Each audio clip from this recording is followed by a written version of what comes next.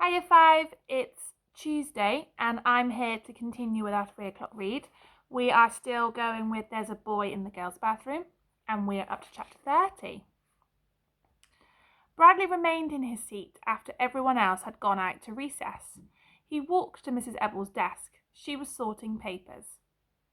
"Mrs. Ebbell," he said timidly, "may I use the hall pass? I have to see the counsellor."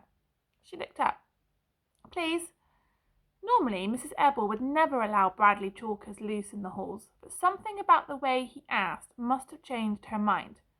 "All right, Bradley," she said, then caught herself. "But if you're bad, you'll never be allowed in the halls of this school again." "Thank you." He took the hall pass off the hook behind her desk and headed out the door. "You're welcome," Mrs. Ebbell said to herself. He knocked on the door to Carla's office. "How nice to see you today, Bradley," she greeted him. "I appreciate you coming to see me." He shook her hand, then they sat around the round table. She was wearing the shirt with the squiggles on it. It was the one she wore the first time he saw her. He liked it, but not as much as the one with the mice. "I did my homework last night," he said. Carla beamed. "I'm so proud of—" "I ripped it up." "What?" "I ripped it up. I brought it to school, and I was just about to put it on Mrs. Ebbell's desk, but then I ripped it up." "Why did—" Carla started to ask. "Why did I rip it up?" "I don't know. Why did you?" He shrugged. She shrugged. They both giggled. "I was afraid you'd be mad," Bradley said when he stopped giggling. Carla shook her head. "You did your homework. That's the important thing. I'm so very proud of you, Bradley Talkers." "I'm going to do all of my homework from now on," he promised. "That's wonderful." "But what if I keep ripping it up?" he asked. "Why would you want to do that?" "I don't know. I didn't think I wanted to rip it up today."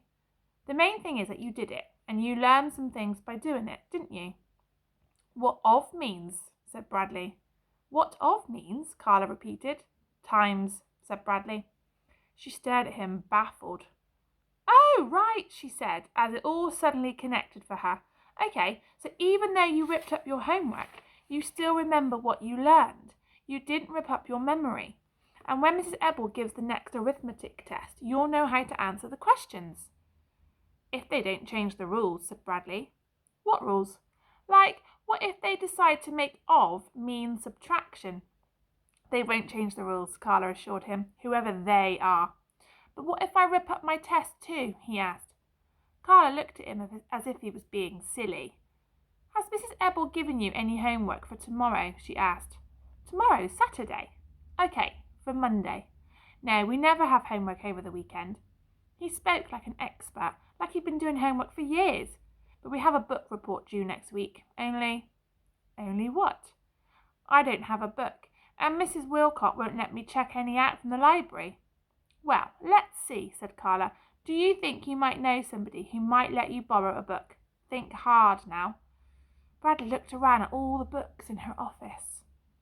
"May I borrow one of yours?" he asked. "Please, I won't scribble in it." Carla walked around the table, then picked out a book from a stack on top of one of her bookcases.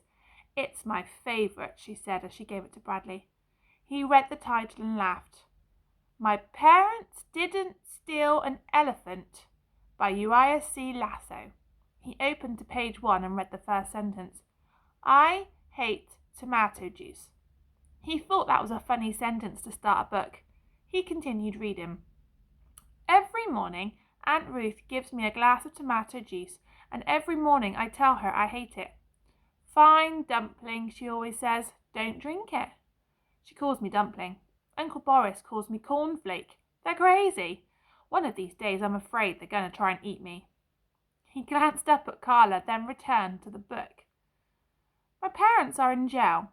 They got arrested for stealing an elephant from the circus. Only they didn't do it. If they stole an elephant, I'd know about it. Wouldn't I? I mean, if your parents stole an elephant, don't you think you'd know about it?"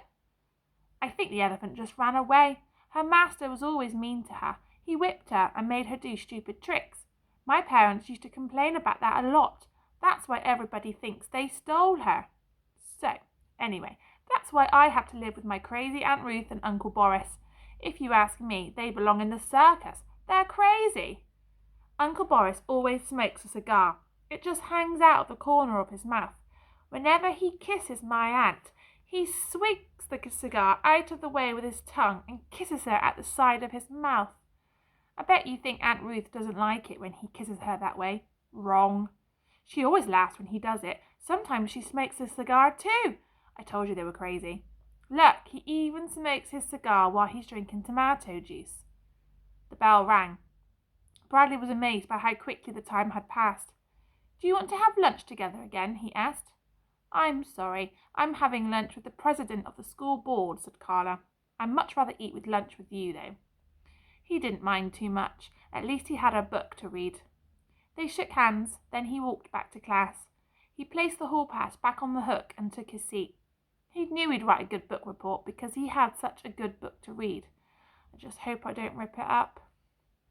Chapter 31. What you doing, Bradley? Asked Ronnie. He's reading, Bartholomew replied nastily.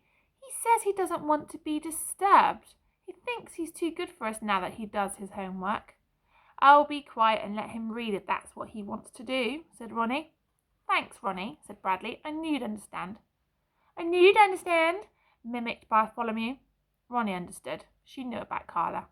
Bradley returned to his book. Uncle Boris and Aunt Ruth are married. I bet you thought you already knew that, except you're not as smart as you think you are. They were my uncle and aunt even before they got married.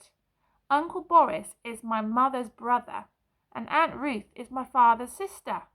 They didn't even know each other until my parents got arrested for stealing the elephant. Then they both came here to take care of me. Ha! They fell in love and got married a week later. It was sickening. You lucky you weren't here. I've been cheating out of an aunt and an uncle. If they had married each somebody else, then I'd have 2 aunts and 2 uncles. Now I only have 1 aunt and 1 uncle. I wonder what happened to the aunt and uncle I don't have. I wonder if they married each other too. Bradley looked up. He tried to make sense out of that last paragraph. It made him think. A lot of parts in that book made him think. That was one of the things he liked about it. It made him think about his father too, about why the man who shot him wasn't in jail. There was a knock on the door. His mother entered holding a piece of paper. Oh, you're reading, she said. That's good. It's a good book, he replied. I just got this letter from the Concerned Parents Organisation, she said. There's going to be some sort of meeting about Miss Davis, your counsellor. Bradley's heart fluttered. It says if I have any complaints, I should come to the meeting. She shrugged her shoulders. I don't think I have any complaints. She seems to be helping you. Do you have any complaints? Oh, no, he doesn't have any complaints, Claudia laughed, coming in behind her mother. He's in love with her. I heard him say it to his animals. What? Bradley exclaimed in a very high voice. What? Claudia sniggered. Look, Mum, he's blushing. That proves he loves her. Bradley wished he could crawl under his bed and hide. It doesn't prove anything, said Mrs. Chalkers. Quit teasing your brother. Where'd you get that book, Bradley? Claudia asked, like she already knew the answer. His heart was beating very fast. Carla gave it to me.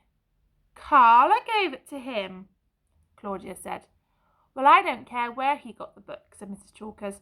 I'm just happy to see he's reading it. The only reason he's reading is because he's in love with his teacher, said Claudia. She's not my teacher. She's my counsellor, said Bradley. Claudia roared with laughter. His mother laughed too, but she quickly covered her mouth. I didn't say I was in love with her, Bradley insisted. We were just talking about my counsellor, not my teacher. That's all. Are you going to let him marry her, Mum? Asked Claudia. Mrs. Chalkers smiled. Well, I don't know. She seems like a very lovely girl. Bradley felt like he was going to die. His sister was hysterical. So you don't have any complaints about Miss Davis? His mother asked seriously, getting back to the letter. She's okay, he said without any emotion. Claudia snickered. Well then, I won't go to the meeting, said his mother. Come on, let's leave your brother alone. The Concerned Parents Organisation never likes anything, said Claudia. They're always causing trouble at my school too. They want to turn kids into robots. Bradley watched his sister and mother walk out of his room and shut the door behind them. He lay down on his bed. His face was on fire. "So I love her. What's wrong with that?" "Nothing," said Ronnie. "They just don't understand love." The door opened again. Claudia stuck her face inside and said, "If the Concerned Parents Organisation ever found out Carla kissed you, she'd be fired for sure." Oh no. Let's find out what happens tomorrow.